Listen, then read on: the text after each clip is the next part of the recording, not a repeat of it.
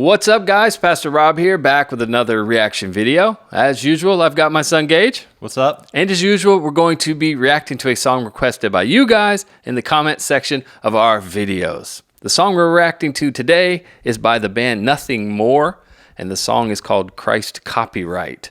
This one has been requested numerous times over the years, and finally we're getting around to it. It's an older song from 2014. I don't know anything about the band or anything else, but judging by the title, I'm sure we'll have a lot to talk about. Yeah. You ready to get into it? Yeah, let's get into it. You've ever heard them? I've never heard them. I don't even know if I've heard of them. Never even heard of them? Okay. Yeah, maybe not. Nothing More. All right, let's check it out. A little industrial vibe. Yeah, I like those drums already. Mm-hmm.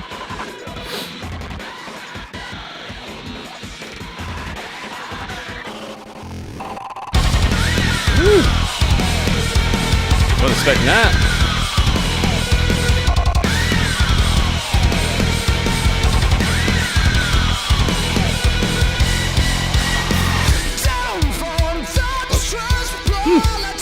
I like the vocal effect. Yeah. Some echo and some distortion. Yeah, the distortion. Almost like a radio effect. Mm-hmm.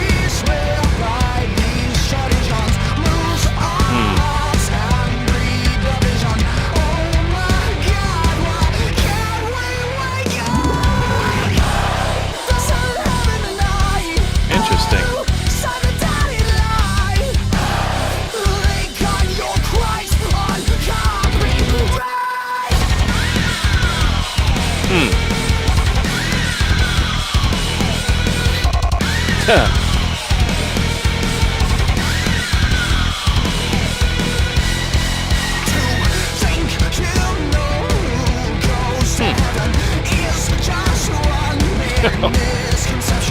The heck?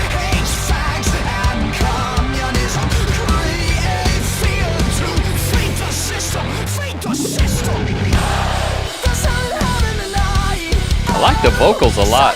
What was that? Jesus singing? Or an image of him?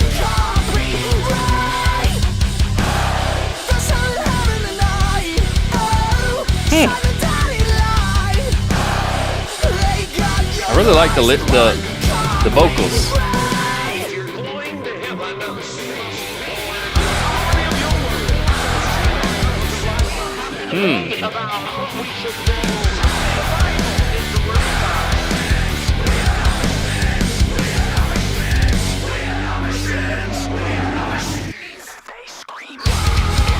Ooh. I like this. I mean, not the lyrics.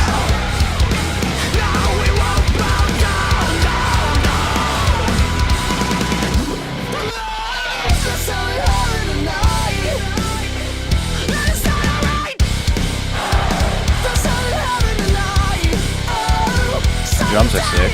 Yeah, they are.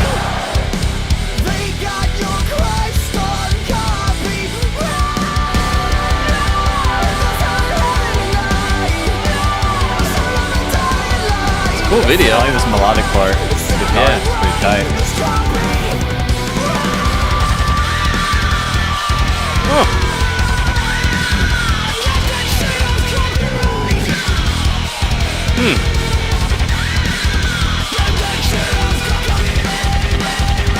That's cool. Huh. That. Interesting. That was a really cool video, I have to say. Yeah, that was neat. It was it wasn't what I was expecting. It sort of had the vocals had that sort of 80s sort of hairband sound. No offense, I don't mean that. Well, yeah, I can see why you'd say that just because of how high register they are. Yeah, it just had that same sort of, I don't know, and it was very whatever his range was, whatever that. Yeah. It was pleasing. It was very pleasing to me. Yeah, it was interesting. It had a lot of I really liked his vocal It was catchy style. just because of how melodic everything was too. Yeah, and then they had some of those lower gutturals thrown in there, growls or whatever. Oh yeah. Which I thought was interesting. So they combined those two elements. again, I know it's not 80s, but still it's that sort of, that kind of singing, you know? I don't know. Yeah. You follow Yeah, me? I see what you mean. Okay. Oh, I wish I had the terms to explain myself there. It's not vocabulary, yeah, because I really wanted to make a point there. But musically, it was good. Nice little breakdown. No, I see what you mean though. Like even thinking of like Iron Maiden, for instance, like they sing high like that. There you go. Yeah, that's exactly what I'm trying to say. Yeah. It's like that high. You know. Yeah. Yeah. Okay. Good. So you get it. So it had that, and it had a little of the modern lower vocals. Especially with like the way the drums and the guitar were with like the chugging kind of stuff. Like, yeah, it was cool. Yeah, it was a nice combination of those styles, I think, and they really pulled it off well. Yeah. The video was good. I mentioned that. Lyric wise, I thought the lyrics were a little cheesy, to be honest. yeah, I mean, it was from 2014, so sometimes we have to take that It into also account. feels cheesy because we've listened to so many songs like this. True. It begins to feel repetitive. Yeah, true. I mean, pretty much most Like half of the reactions on the channel are songs like this. songs where they attack Christianity for the same reasons, and Yeah. so I tried my best. Like a lot of times, I get myself in trouble in the comment section because I assume a position and just run with that rather than try to look at it both, multiple different ways. So in this case, I'm going to try, and I feel like there was kind of two ways to look at this song. If we're looking at it kindly, it could be a condemnation of the abuse and misuse of religion by religious leaders and politicians to control and manipulate people for their gain. Could be that. Which I would also be against. It's like the listen to us, do as we say, or you're going to go to hell. Or Jesus has a particular political party, right? Who would Jesus vote for? Yeah. Which, don't get me wrong, Christians use their discernment based on what they know of Jesus and of Scripture to determine who they'll vote on, but to apply one side that's just silly. And then you see these churches a lot of times that turn into political platforms that spend majority of their sermons and their messages just waving a flag for some politician who's ultimately going to let you down. Yeah. Who is deceiving you to get what they want, whose hands are tied, even if they say they're going to do stuff, they may not be able to, because of course there is more than just the president saying so. Yeah. Right. And in our government. So it gets a little, I mean, to you, everybody remembers, the Trump era and the leading up to his, presidency, and just sort of the crazy stuff that was happening there. That's not an anti-Trump statement. I'm just, no matter who you voted for, if you look back, you can kind of think, well, that was a little crazy. Yeah. And it still goes on today for both sides, whether it be Trump, Biden, Obama, whoever. It happens, and you see these pastors using their platform instead of preaching the gospel, preaching a politician. Yeah. So I would condemn that as well, and I agree. And if a politician's saying, "Hey, if you don't vote this way, you're going to hell," well, okay, I would say that's bad too. You know what I mean? And I wouldn't go for that at all. So it could also be, and what I think it more likely is that it's a condemnation of Christianity's claim of exclusivity, of Jesus being the only way and the only truth. See, that word truth is important. That they're against sort of Christianity's call to holiness. Like in the background of the song you heard, you heard a preacher in the background. I heard him say, "You must be born again." That's a foundational Christian truth, a foundation biblical truth. And one of the things that makes me lean the direction of it being just a condemnation of Christianity in general and religion, but mostly Christianity in this case being used in a variety of ways. One, for political gain or whatever, for control, but also in its right way. Like I said, you must be born again. Well, that's correct. Yeah. You must be born again. Yeah, and they're attacking that. So I read a quote from the lead singer. He said regarding this song, he says, "As a band, we get a sick feeling in our stomach, an ache in our head, and a pump of blood to our fists when we witness religious and political leaders telling people how to live, as if they have some kind of monopoly on the truth. Many of these leaders hide behind a document, a book, or a creed to shelter their own insecurities about existence. This song is about how the truth is within us all, not in a man or in society. I mean, I don't know the whole insecurities about existence. That might be a little bit of projection, that's a weird assumption to make. Yeah. Like, how do you know why they're doing it? And so what I hear in this quote, if I'm understanding the song correctly, in the quote, they're saying that they are against truth claims made by social and political and religious leaders.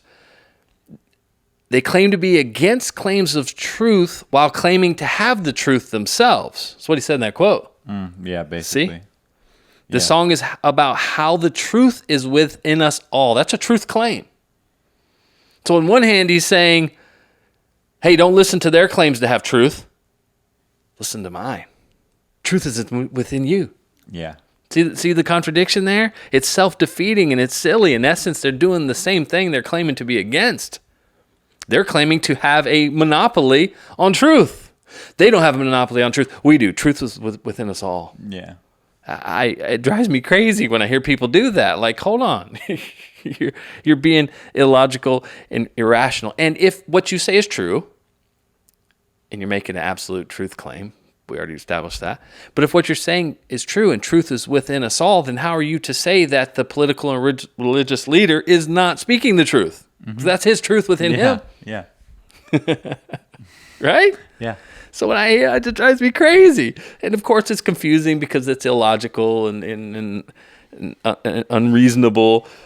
And that's why I personally hold to the scriptures as being the truth. I hold to absolute truth. I believe that Christianity, the Bible, is a standard of truth that we can all point to. He kind of bashes them by saying they hide behind a document or a book. Okay, you may not have a book, but this truth is so prevalent, it's basically the creed of our culture. He even says that. They hide behind a document, a book, or a creed. It's a creed. It's secular humanism, classic. I mean, secular humanism, that's what it is. And so he claims to be different, but really he's the same. Yeah. And again, if truth is within us all, then this truth is relative, meaning it's ever changing and different from person to person, and you can't really put a nail on it, right? You can't put a nail in it. Can't put your finger on it because it's different all the time. Mm-hmm. So for me, as a Christian, the Bible is my standard of truth. He can say it's based on my insecurities about existence or whatever he wants to throw at me, but I believe it's truth. And it's a standard of truth that we adhere to as believers because, again, we believe it to be true. We believe it to be from God. And it's not relative. It doesn't change. It's absolute. It stays the same. So I'd rather put my trust in that than the ever-changing culture. This was written in 2014. Things have changed so much since then. Yeah. Right? It's so different. So, again, in truth, what truth is today was not that in 2014. You think about gender identity and all this other stuff is totally different than it was in 2014. So if it wasn't true then and it's true now, then that truth is relative and ever-changing. Scripture is the same yesterday, today, and forever. God is the same yesterday, today, and forever.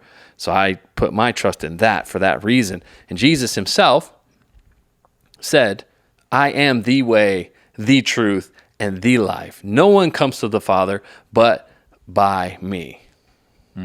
That's an absolute claim of exclusivity. Jesus is the only way to heaven. Jesus is the only way to the Father through Jesus. Jesus is the monopoly on truth. Yeah. You don't have to like it. And I have nothing more to say. So anyway, if you watched the video this far, we appreciate you so much.